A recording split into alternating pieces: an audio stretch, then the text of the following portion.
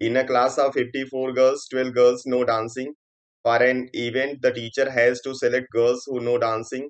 In how many ways can the teacher select 6 girls? तो यहाँ पे क्लास में कुल 54 गर्ल्स हैं, लेकिन उसमें से केवल 12 गर्ल्स हैं जिनको डांसिंग आती है। अब इसी 12 गर्ल्स में से 6 गर्ल्स को सेलेक्ट करना है किसी टीचर को। तो कह रहा है कि कितने वे में वो 6 गर्ल्स को सेलेक्ट कर सकता है।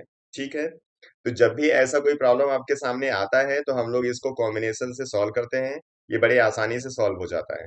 अब यहाँ पे टोटल गर्ल्स तो 54 है, लेकिन डांसिंग के लिए गर्ल्स को सेलेक्ट करना है, और डांसिंग कितने गर्ल्स को आता है? केवल 12 गर्ल्स को आता है। मतलब अब यहाँ 54 का कोई मतलब है नहीं। अब इस 12 गर्ल्स में से कितनी गर्ल्स को सिलेक्ट करना है? 6 गर्ल्स को सिलेक्ट करना है। तो 12 गर्ल्स में से 6 गर्ल्स कोई भी हो सकती हैं, तो इसीलिए वो पूछ रहा है कि कितने वे में आप आउट ऑफ 12 6 गर्ल्स को सिलेक्ट कर सकते हैं। तो कॉम्बिनेशन में इसका हम लोग लिखते क्या है? कोई भी कॉम्बिनेशन आपको सॉल्व करना होता है तो हम लोग लिखते हैं एनसीआर। एनसीआर में जो एन है वो टोटल नंबर होगा जिसमें से आपको सिलेक्शन करना है, और आर है नंबर सिलेक्टेड, मतलब कितने को सिलेक्ट कर रहे हो। तो यहाँ पे अगर इसको लिखेंगे तो हम लोग क्या लिखेंगे? टोटल जो गर्ल्स हैं वो 12 हैं, यानी एन की वैल्यू 12 है।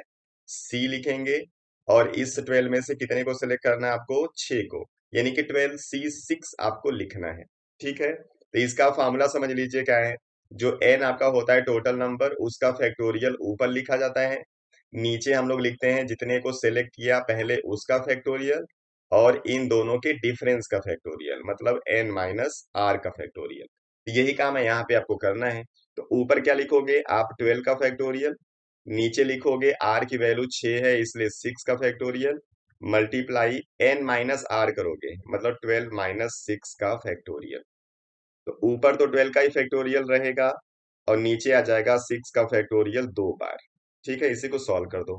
और फैक्टोरियल का मतलब आप समझते हो, इसका हम डिक्रीजिंग ऑर्डर में नंबर लिखेंगे 1 तक, और सबको मल्टीप्लाई करना है।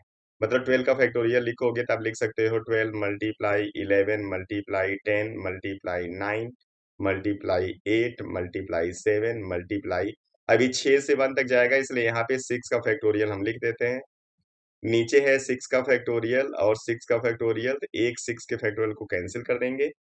अब इस नीचे 6 के फैक्टोरियल का मतलब क्या हो गया? 6 मल्टीप्लाई 5 मल्टीप्लाई 4 3 2 एंड 1। अब इसी को सॉल्व कर दो हम। तो 6 और 2 12 होगा, जो कि 12 से कैंसिल हो गया। 5 को कट कर दिया 10 को 2 टाइम्स में, 3 को कट कर दिया यहाँ पे 9 को 3 टाइम्स में।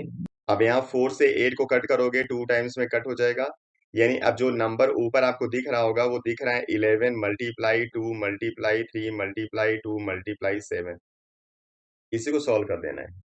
इसको सॉल्व करोगे 2 2 जा 4 4 3 जा 12 12 इंटू 11